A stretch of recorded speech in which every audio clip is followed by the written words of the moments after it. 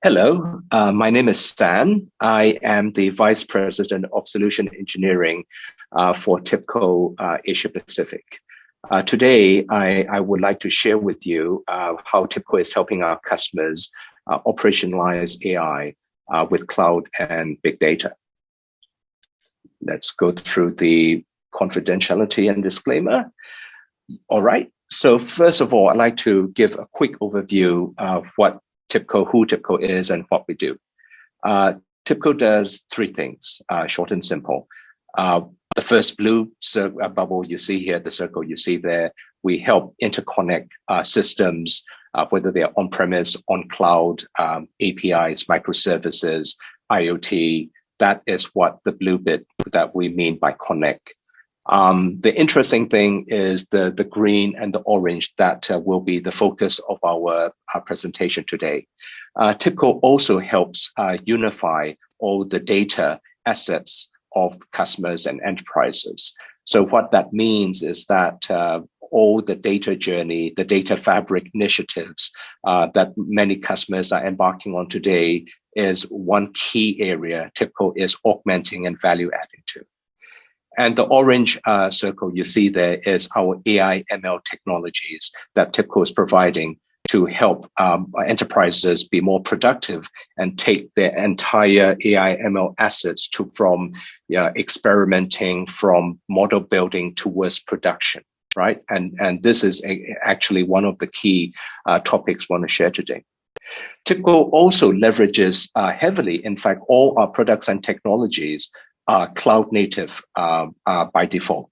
So what that means is every single Tibco product and technology will work on your on-premise private cloud, as well as your selected hyperscaler, whether that's AWS, Microsoft Azure, or Google Cloud, right? So that there's a saying in Tibco, you build once and you run anywhere. So all Tibco products and offerings are cloud native.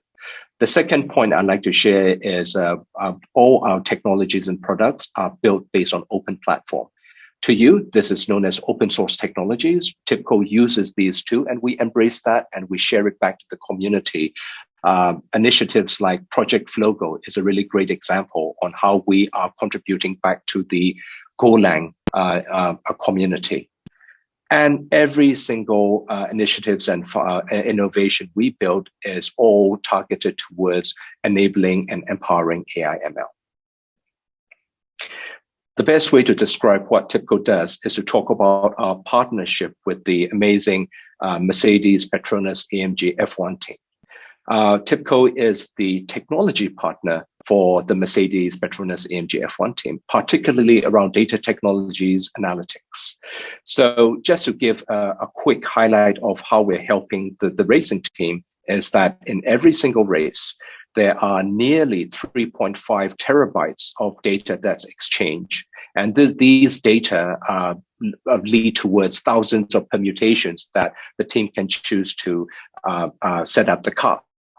And every single race is different. Every single day in a race is different. It could be weather conditions, racing conditions, track conditions. So Tibco provides the technology needed for the Mercedes engineers and the race drivers to be successful. And I guess the numbers speak for themselves. 7 times world championships and driver championships, and the team is now hard fighting for their 8th world championship as we speak. So let's talk about CSPs, communication service providers, and telcos in general. How has the landscape changed? We all know digital transformation, disruption, if you will, by the super app providers, by different ecosystem players are coming. And in fact, not just coming, they're here, right? We knew about it 3 years ago, 4 years ago, and many of the leading CSPs have started to transform themselves digitally.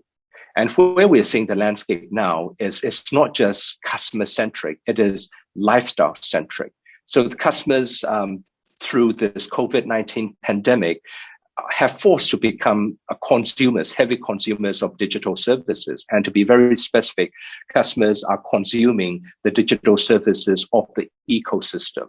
This could be the ordering food and services from Gojek. This could be making payments through e-retailers. This could be searching for the next purchase I want to make based on reviews and recommendations. This could be going for a buy now, pay later arrangement.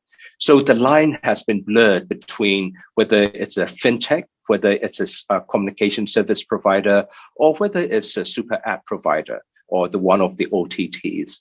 The customers stop seeing it as categories in the old world, but they see it as a lifestyle. So the consumption is based on which digital ecosystem partners best suits to my lifestyle. This is how the landscape has changed. And what that means to the CSP and telco is that now we need to be valuable in the digital ecosystem, and there's a concept called digital equity, which I'll explain later. And as well as we need to be based on a platform ecosystem, right? We need to provide a platform that allows digital ecosystem partners to interact with us, and we can also interact back with the digital ecosystem.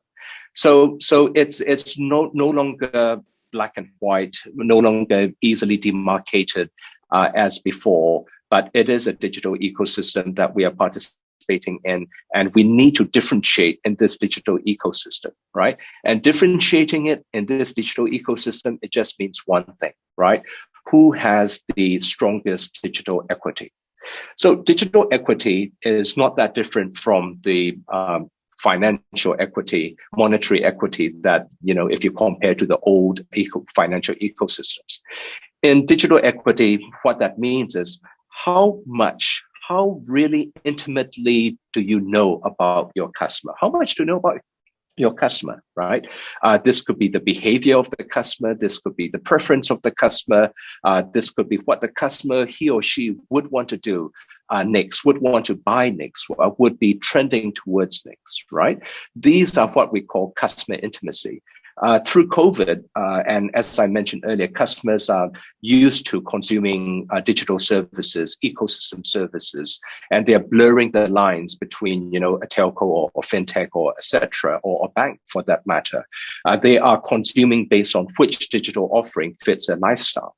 So customers are placing a huge emphasis on which interactions, which engagements they feel intimate with.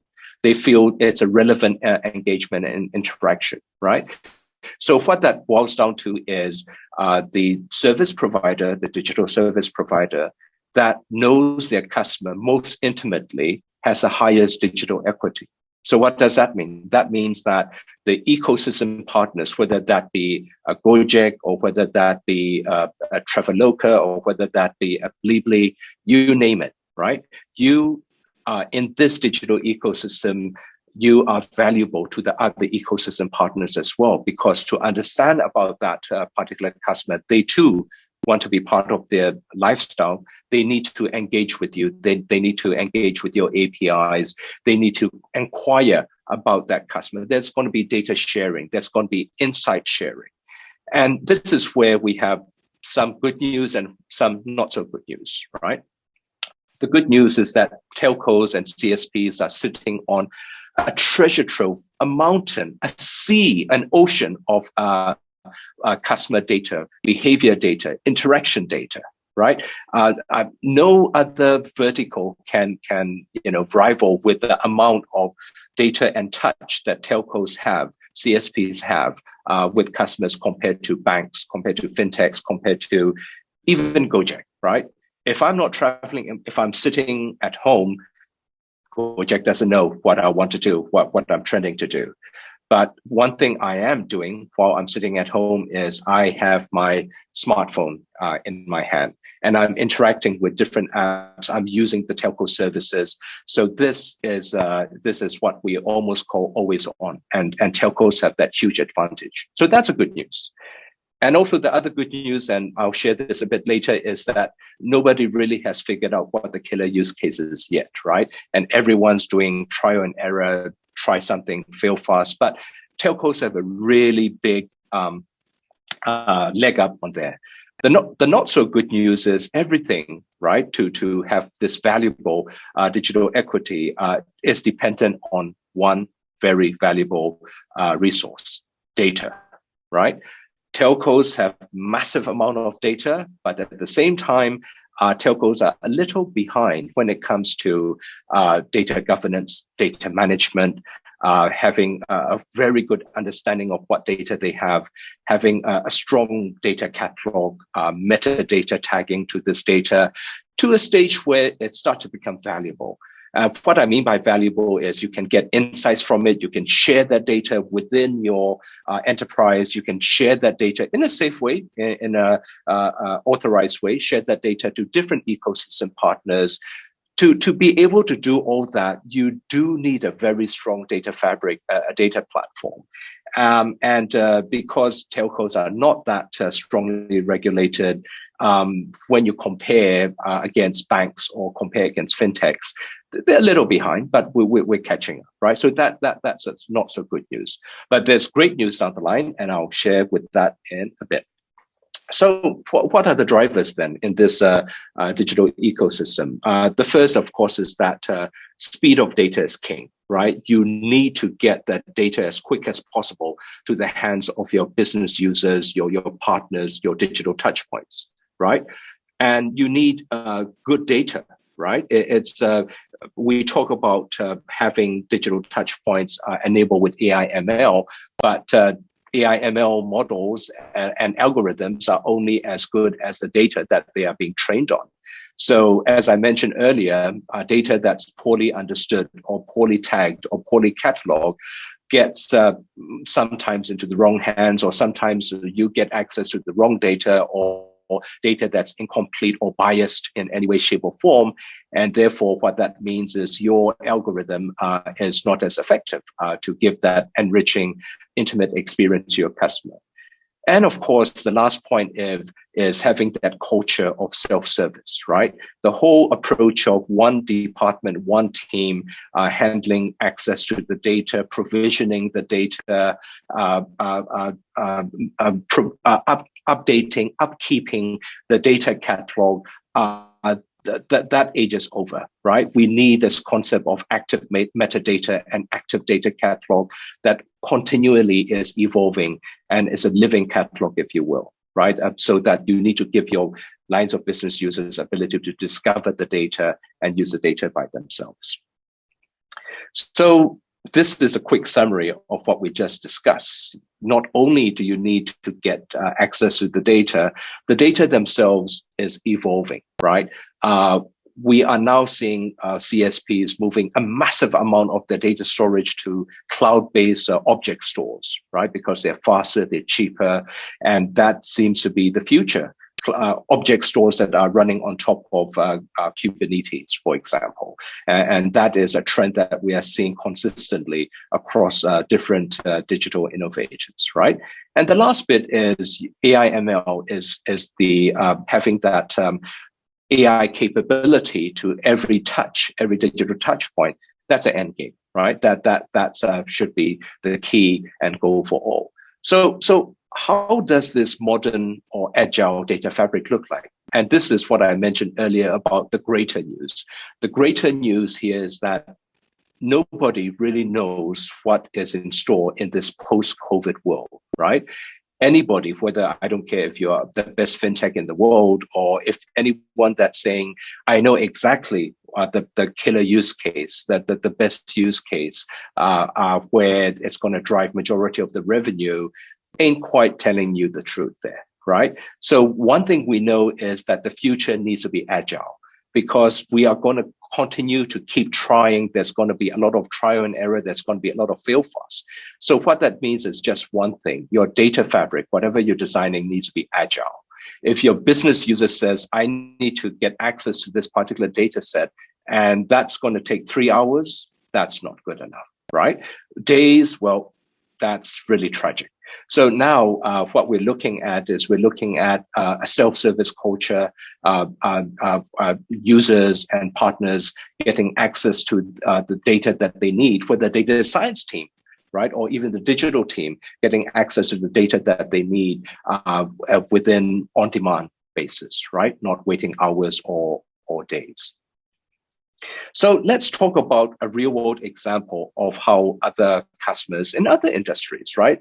And now since the lines are blurring between the different entrants, it's time to look at what banks are doing, what fintechs are doing, and even what some space age technology providers are doing. So here you see, this is a bank in Thailand who is using Tibco's data virtualization technology to form their data fabric. So they don't create microservices for data built it from scratch anymore. So data is now available on demand, and data is provided as a service. So if here in this case you just saw, this is, by the way, this is real. This is from one of the bank accounts of my team members. Every time you inquire, data is being, and the query from the digital touchpoint is sent to the data fabric. And the data fabric does the job, the hands and legs job of getting that 360 view of the data from different sources. It can come from big data. It can come from, legacy data sources like even mainframes. And it can come from disparate data sources too, and providing you this view, use case, personal-based view that's needed for the digital touch point or the particular requester. And all of this is in real time. I think the viewers saw the responsiveness of how it's literally within a second or less than that to get access to the data that's needed. So that's one example how when you have a modern data fabric, an agile data fabric, how quickly it can help you with these digital touch points and digital applications that make up your customer's lifestyle. The other aspect we're also seeing is large, this is actually a communication service provider in Australia, and we're working with them. So their need is very simple. They are moving a large amount of their data into cloud storage, object storages, right? And I think from the name you can tell where they're putting on it. They're putting these on the AWS S3, and they're leveraging through different APIs like Athena. What they want to do, and what many customers want to do, is while cloud provides this agility and flexibility, it also, there's a huge cost to it, right?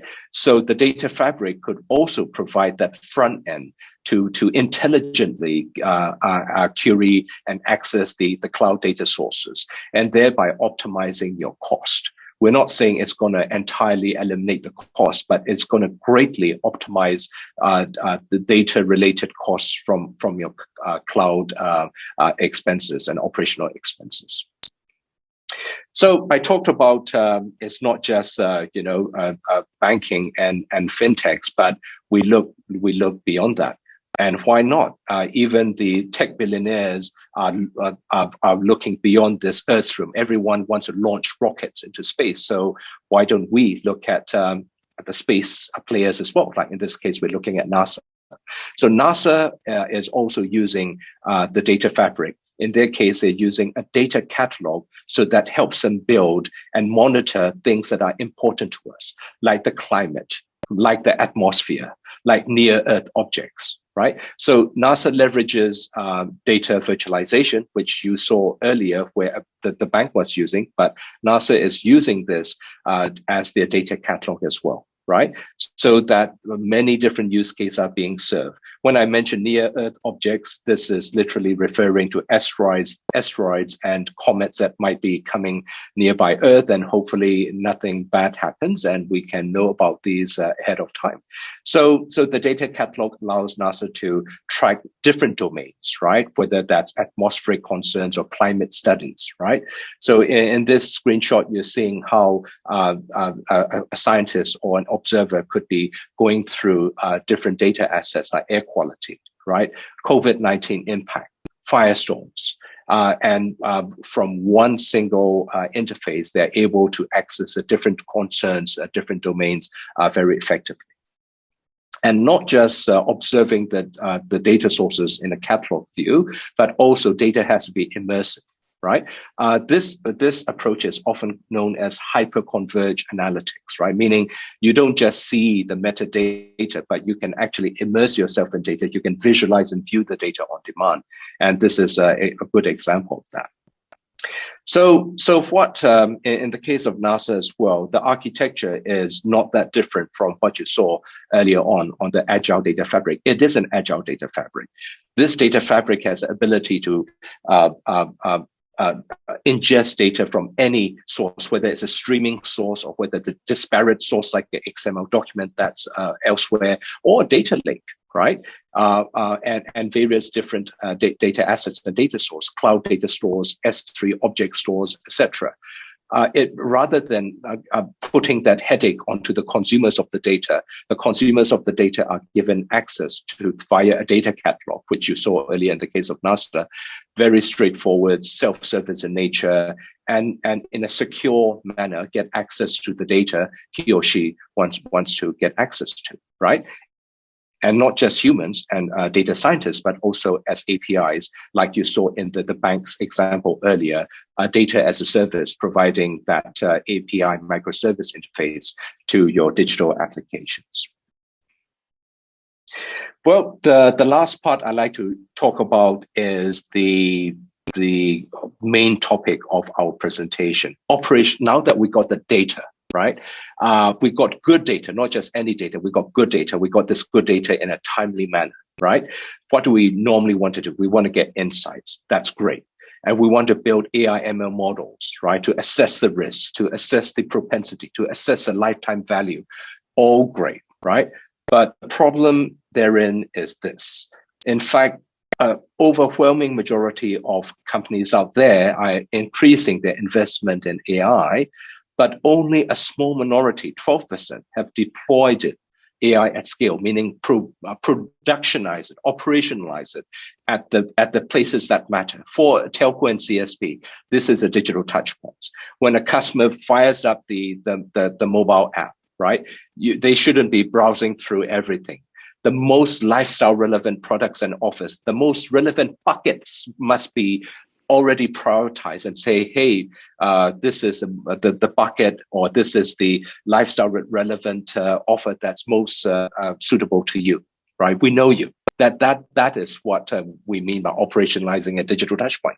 Not just at the northbound, also in the southbound, at the network edge, right? One of our customers, and in fact, one of the other topics that we'll be talking about at this event is how customers in UK, our telco customers in UK, a large telco in UK, is operationalizing that streaming data in the network. So adding intelligence at the network layer. We call this customer aware or subscriber aware networks with very rich business logic, right? At network scale and network reliability. But how does this look like? Well, there's a name to it. It's called model ops or model operationalization, right? And all that means is that it's AI ML in your data fabric. You don't need two separate deployments and infrastructure. The data fabric is also where you operationalize, you productionize your AI ML models, because models can never be separated from the data. They have to be together, right? And how it works, look, it's not rocket science, right? The first step is what everybody knows. Everybody is really good in large data science teams, lots and hundreds, if not thousands of models that every company has created. But it's that step two that Tibco likes to help our customers with, right? This is the part that takes that model you have developed and want to operationalize it through an AI ML pipeline, right? Through a governance process, through a repeatable and governable process, right? And this shouldn't be rocket science as well. This should be fairly straightforward, drag and drop. So an ML engineering team, right? Typically, this is done by ML engineering team in organization, the AI architects, if you will. They should be able to do that without much effort, right? And not just deploying that in production, but also tracking the effectiveness of the model, looking at the drift, looking at A/B testing, right? And understand when a model needs retraining and trigger that lifestyle cycle again, retrain the model from the data, getting data from the data fabric, retraining the model. And it's a sustainable, automated life cycle. So who's doing it, right? The interesting thing is that one of the customers of ours that is doing that in action is the National University Health Systems, right? NUHS manages clusters of hospitals in Singapore. And one of the key initiatives from NUHS is a project called Endeavour AI.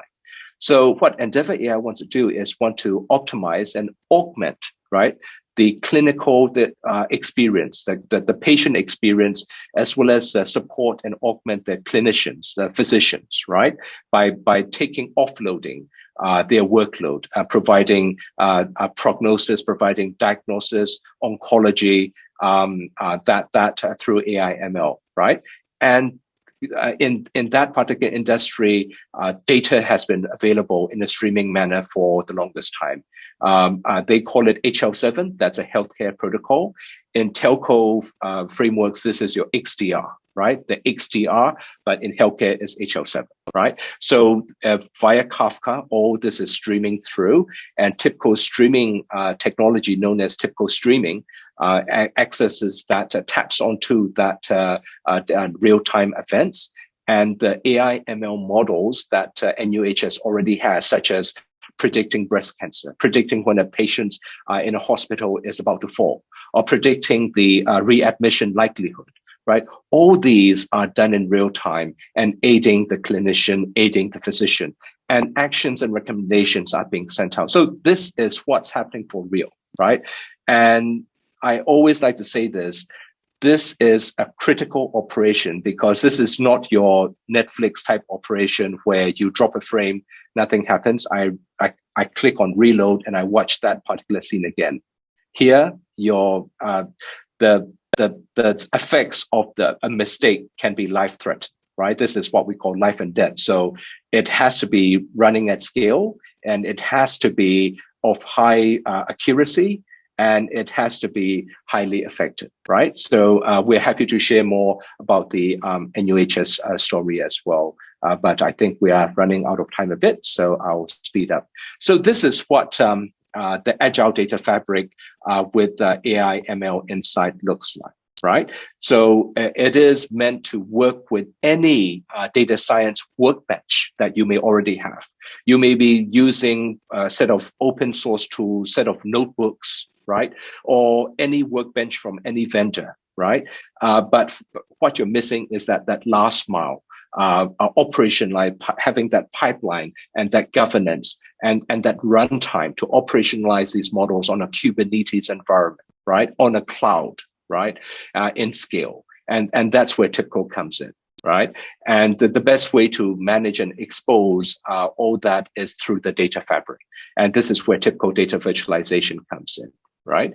And also, as I mentioned, getting access to the right data, not just any data, the right data is important. And this is where Tibco's master data and metadata management, known as Tibco EBX, comes in.